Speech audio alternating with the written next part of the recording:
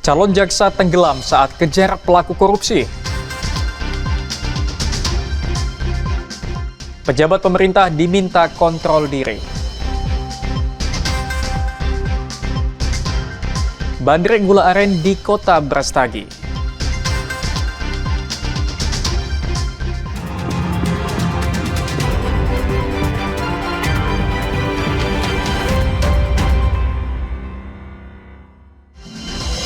Halo, selamat pagi saudara. Kompas Sumut hari ini hadir dengan beragam informasi penting dan menarik dari Sumatera Utara.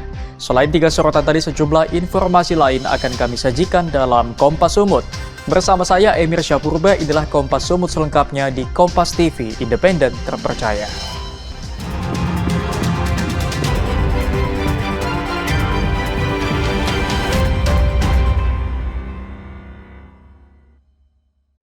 Berita pertama, saudara, seorang calon jaksa di Kejaksaan Negeri Simalungun, Sumatera Utara hanyut di sungai saat mengejar seorang kepala desa yang diduga pelaku korupsi.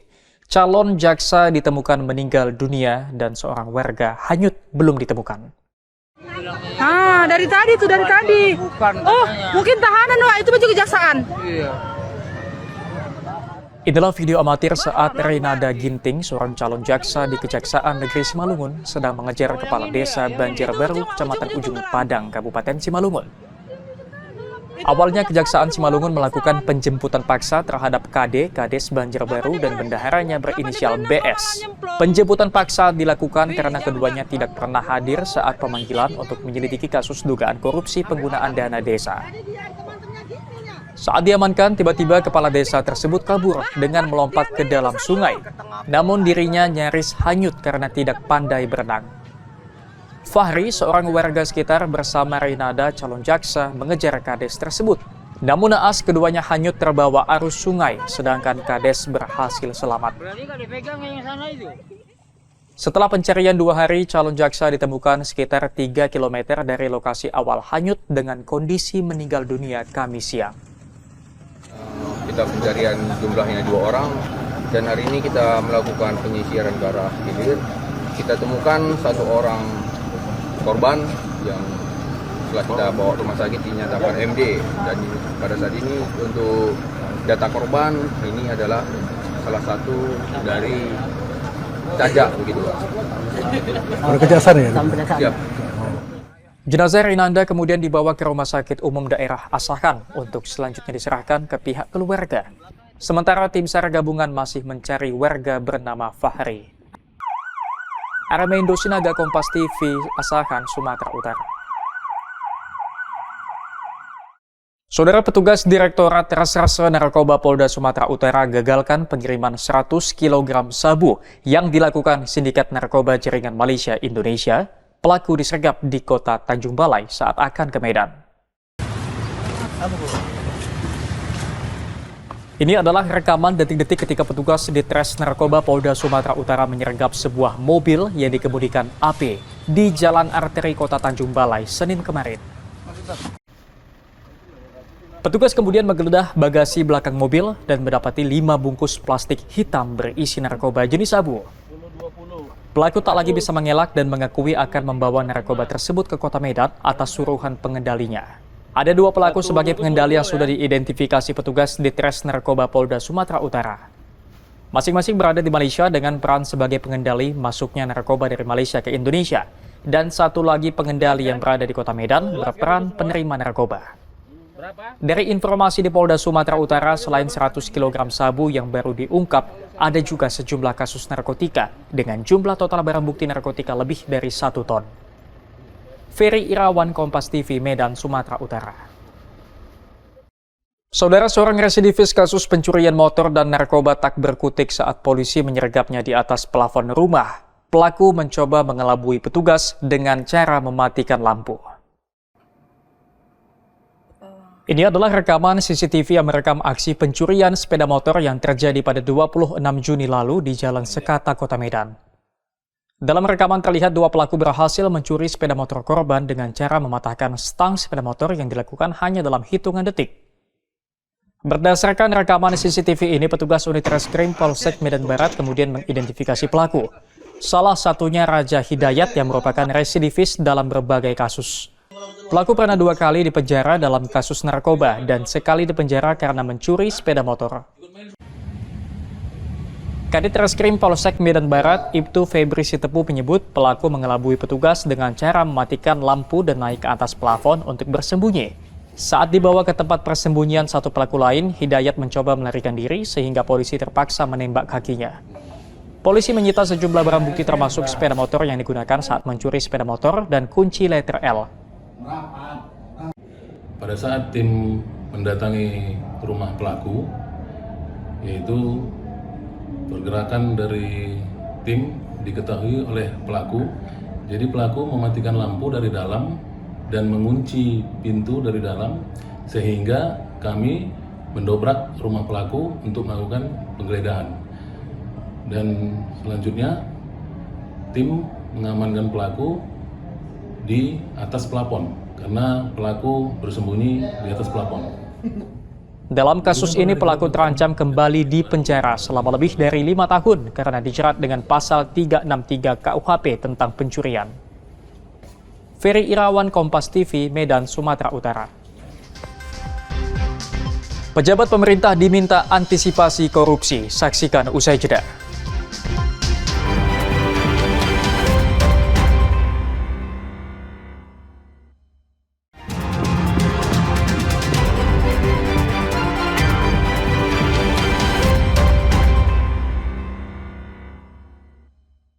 Masih bersama saya, Emir Syahpurba dalam Kompas Sumut. Saudara, sistem yang baik tidak cukup untuk mencegah tindak pidana korupsi.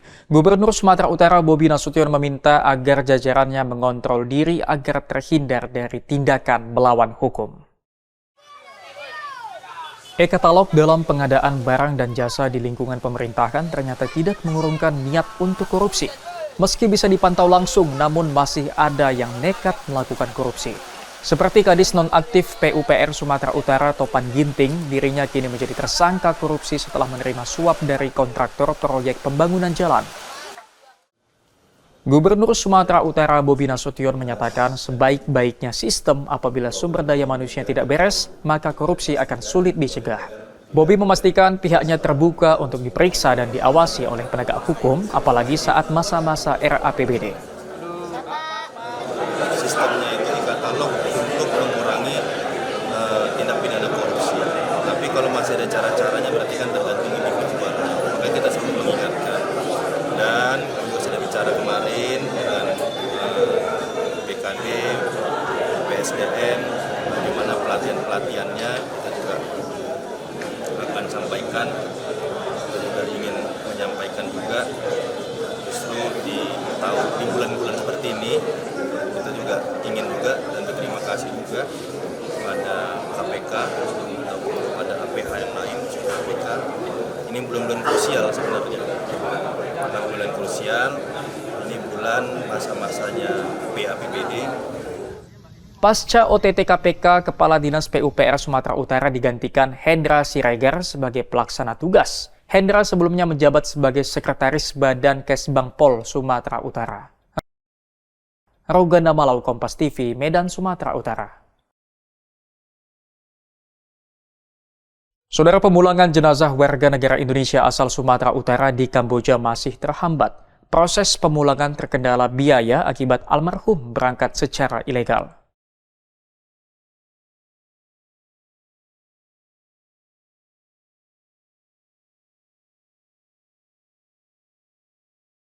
Niat untuk memperbaiki perekonomian keluarga, Azwar, warga Kabupaten Asahan, Sumatera Utara, tak menyia-nyiakan kesempatan saat mendapat tawaran gaji besar menjadi penyanyi di Malaysia. Azwar pun berangkat pada April lalu. Namun bukannya ke Malaysia, Azwar malah dibawa ke Kamboja dan bekerja pada perusahaan penipuan daring. Azwar pun menjadi korban perdagangan orang. Azwar sempat tertekan dan sakit hingga menghubungi keluarga untuk mengirimkan uang denda dan ongkos. Kemudian pada 13 Juni lalu, keluarga mendapatkan kabar bahwasannya Azwar telah meninggal terjatuh dari lantai 3. Kepala Balai Pelayanan Perlindungan Pekerja Migran Indonesia Sumatera Utara, Harold Hamonangan, mengatakan almarhum Azwar berangkat secara ilegal. Data almarhum tidak terdapat dalam sistem komputerisasi perlindungan pekerja migran Indonesia. Pemulangan jenazah Azwar terkendala biaya karena berangkat secara ilegal, yang menyebabkan pihak KBBRI sulit menemukan perusahaan almarhum bekerja. Pihak penyalur yang membawa Azwar pun belum diketahui, sebab Azwar mendaftar secara daring, namun pihak kepolisian saat ini sedang melakukan penyidikan. Saat ini jenazah sudah berada di rumah duka di Kamboja dan Kementerian Luar Negeri masih mengusahakan untuk memulangkan jenazah.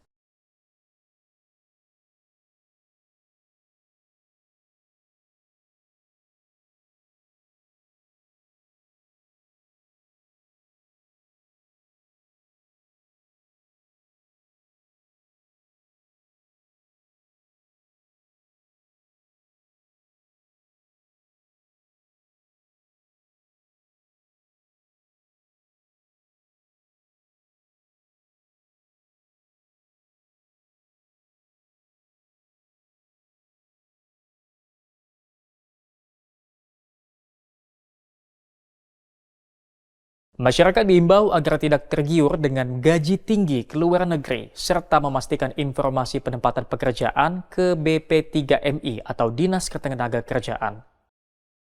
Roganda Malau, Kompas TV, Medan, Sumatera Utara. Saudara Komisi Pemberantasan Korupsi mengangkut barang bukti korupsi dari kantor sementara Kepala Dinas PUPR Sumut Topan Ginting. Penggeledahan digelar hingga pukul 9 malam. Penggeledahan di kantor sementara Kepala Dinas PUPR Sumut Topan Ginting berlangsung dari pukul 6 sore hingga pukul 9 Selasa malam. Sebelum penggeledahan di kantor ini, KPK juga menggeledah kantor Kepala Dinas PUPR Sumut di Jalan Sakti Lubis Medan. Jarak rumah sementara ini hanya 1 km dari kantor PUPR. Warga di lokasi menyebut rumah ini sempat ramai dan sering didatangi petugas PUPR 1 bulan belakangan. Dalam penggeledahan ini, petugas KPK mendapat pengawalan personil kepolisian dari Subdit 3 Tipikor Polda Sumatera Utara. Sekitar pukul 9:30 Selasa malam, KPK keluar dari rumah dengan membawa koper.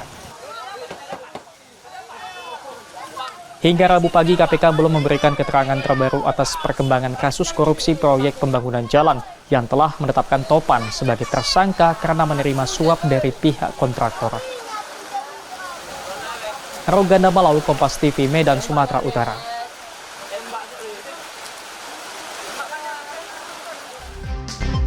Minuman bandrek gula aren diminati wisatawan, saksikan usai jeda.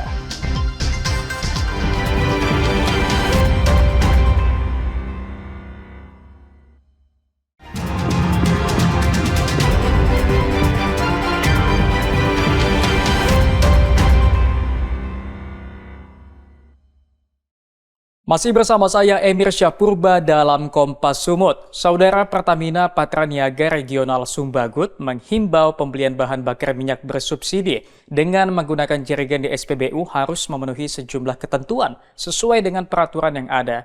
Pembelian bahan bakar minyak BBM subsidi menggunakan jerigen hanya dapat dilayani di SPBU apabila memiliki surat rekomendasi.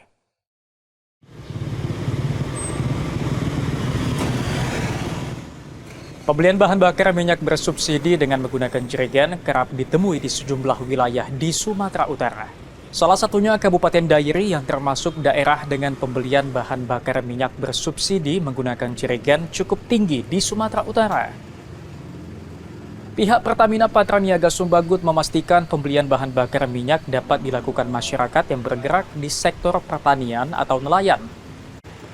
Masyarakat yang ingin membeli bahan bakar minyak bersubsidi menggunakan jerigen wajib memiliki surat rekomendasi dari dinas terkait. Oke, ya nilai dasar untuk pembelian surat rekomendasi bagi pertanian itu diatur dalam peraturan PPH Migas tahun 2023 nomor 2. Bahwasanya diperuntukkan untuk kelompok pertanian ataupun kelompok nelayan. Nah, untuk yang pertanian, khususnya di wilayah Sigagalang, karena di sana khusus untuk pertanian hortikultura atau pertanian pangan, diatur untuk satu orang itu adalah maksimal 2 hektar, di mana yang bersangkutan menyantumkan surat rekomendasi, baik nama, NIK, sektor pertanian jenis apa, berapa banyak kendaraan yang dipunyai, alat traktor yang mereka, lalu jenis pertaniannya apa, lalu sampai dengan kapan kira-kira mereka batas waktu untuk bisa mengambil minyak BBM, baik JPKB, Pertalite, ataupun JBT solar. Karena dia sudah diatur sama pemerintah bahwasanya khusus untuk konsumen non-kendaraan diatur dalam peraturan tersebut, yaitu nomor 2 tahun 2023 BPH Migas. Berdasarkan peraturan BPH nomor 2 tahun 2023 tentang penerbitan surat rekomendasi untuk pembelian jenis bahan bakar minyak tertentu dan jenis bahan bakar minyak khusus penugasan. Adanya aplikasi ekster dari BPH Migas di mana Kepala Dinas Perikanan Pertanian menerbitkan barcode melalui aplikasi ekster tersebut sehingga nanti di SPBU menyalurkan ke konsumen non-kendaraan sesuai barcode tersebut. Pemerintah Kabupaten Dairi sendiri terus berkoordinasi dengan Pertamina untuk mengantisipasi penyalahgunaan surat rekomendasi dan pemanfaatan sesuai dengan fungsinya. Kepala Dinas Pertanian, Ketahanan Pangan, dan Perikanan Kabupaten Dairi bilang pihaknya akan melakukan pengawasan ketat sebelum mengeluarkan surat rekomendasi bagi masyarakat yang ingin membeli bahan bakar minyak bersubsidi. Mempedomani peraturan BPH Migas dan surat edaran bahwa yang kami layani adalah kelompok petani, ya, atau kelompok perikanan yang memang mereka bekerja sehari-hari di sektor itu. Ya. Kemudian ada beberapa syarat yang harus mereka penuhi. Pertama adalah surat permohonan, ya, dari yang bersangkutan. Kemudian surat dari kepala desa, surat keterangan bahwa yang bersangkutan itu benar warga desa setempat dan memiliki usaha pertanian atau kelompok perikanan, ya, dan dibuktikan dengan jenis alat atau mesin yang mereka gunakan, dilengkapi dengan dokumentasi foto dan spek mesinnya. Diharapkan dengan adanya aturan ini, penyaluran subsidi untuk bahan bakar minyak akan tepat sasaran. Henry Setiawan, Kompas TV, Kabupaten Dairi, Sumatera Utara. Saudara, berbekal kreativitas seorang wanita di Kabupaten Deli Serdang mengolah limbah styrofoam menjadi bean bag atau kursi santai bernilai ekonomi tinggi. Kursi santai berbahan styrofoam ini laris dipasarkan ke sejumlah daerah. Banyaknya limbah styrofoam terus menjadi ancaman bagi kelestarian lingkungan hidup. Namun di tangan seorang Dewi Setiani, limbah styrofoam mampu diolah menjadi bean bag atau kursi santai yang cantik dan bernilai ekonomi tinggi. Untuk mengolah limbah styrofoam sendiri cukup sederhana. Limbah styrofoam diolah menjadi bulir-bulir kecil dengan menggunakan mesin khusus, kemudian bulir-bulir tersebut dikumpul dan dimasukkan ke dalam kain pembungkus dengan aneka bentuk dan warna. Dewi mengaku memproduksi aneka bentuk kursi santai sesuai dengan kebutuhan konsumen. Untuk harga sendiri cukup terjangkau, mulai Rp100.000 hingga yang paling mahal Rp850.000. Usaha yang diberi nama Medan Bean Bag ini dibangun Dewi pada tahun 2012 lalu karena prihatin melihat banyak limbah styrofoam di lokasi tempatnya bekerja dulu. Mulai saya saya kan dulu kerja salah satu bidang furniture kan. Awalnya saya lihat ada pecahan styrofoam atau styrofoam kan biasa kalau perabot itu ada kayak kas styrofoam itu yang besar kan, kok sayang kali banyak kali gitu nggak dimanfaatin. Nah saya ambil ide, ada yang memang bisa saya pergunakan, saya buat cover bean bag-nya, saya coba buat cover kan, habis itu ya udah saya beli mesin, saya pecahin itunya, sekarang udah jadi. Kini, Dewi memamerkan hasil karyanya di galerinya yang berada di Desa Lalang, Kabupaten Deli Serdang. Dewi juga memasarkan karyanya melalui jejaring media sosial. Tim Liputan Kompas TV, Medan, Sumatera Utara. Saudara, minuman tradisional bandrek gula aren menjadi jajanan favorit bagi wisatawan di Kota Brastagi. Bandrek khas Kota Wisata Brastagi ini diracik dengan jahe merah dan rempah pilihan. Selain kuliner makanan, Kota Wisata Brastagi di Kabupaten Karo, Sumatera Utara memiliki minuman sehat yang khas. Bandrek gula aren menjadi menu minuman sehat saat berwisata di Kota Dingin Brastagi. Lokasinya ada di sekitar kawasan Bukit Gundaling. Bandrek ini cukup legend dan telah ada sejak 1980-an. Pedagang bandrek ini menggunakan gerobak sederhana. Usaha rintisan orang tuanya ini tetap bertahan hingga kini. Menurut pedagang bandrek Ahmad Sitepu, bandrek ini berbeda dari lainnya.